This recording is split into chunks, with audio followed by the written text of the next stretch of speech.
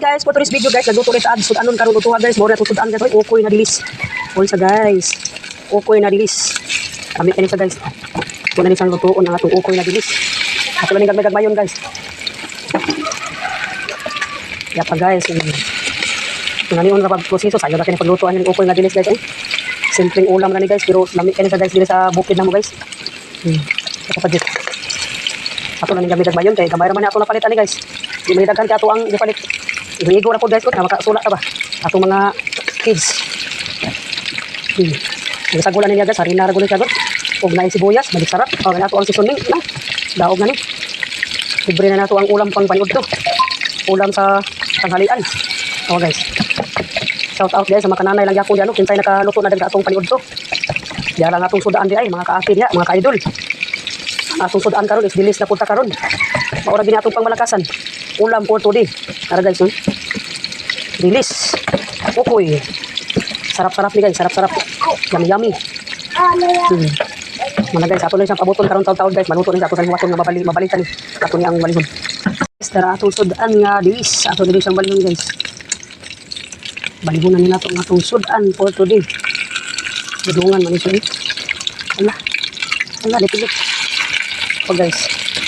Bungkag na niyang uban guys.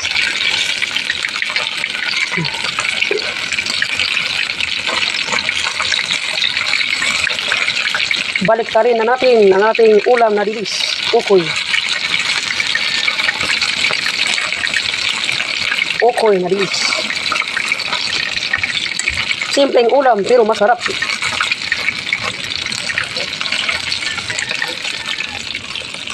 Ula guys, ang atong sudan guys. Ato na rin siyang kuhaon. Hauno na nato guys ang atong sudan for today. Luto lagi siya guys. Crispy na gini siya guys. Handa na ang ato ang tanghalian. Ang atong ulam. Lagi na sa maluto guys. Gagmay nga pagka-fish. Pero fresco kaya nga pagkapalit guys. Fresh nga dilis. Gamay rin atong giluto pero may na lang at least natay masula. Natay ulam for today.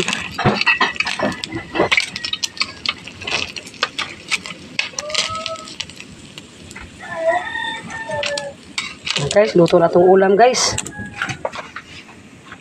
Diara guys, ang atong sudan guys. Naluto na is mga una takaroon guys. Diara oh. Pwerte laging crispyhaan niya guys. Sakto gini sa pagkaluto guys. Luto ng ato ang okoy na dilis. Yummy. Maniudto na ta. Mga una tanin nyo guys. Bye bye. Thank you for watching.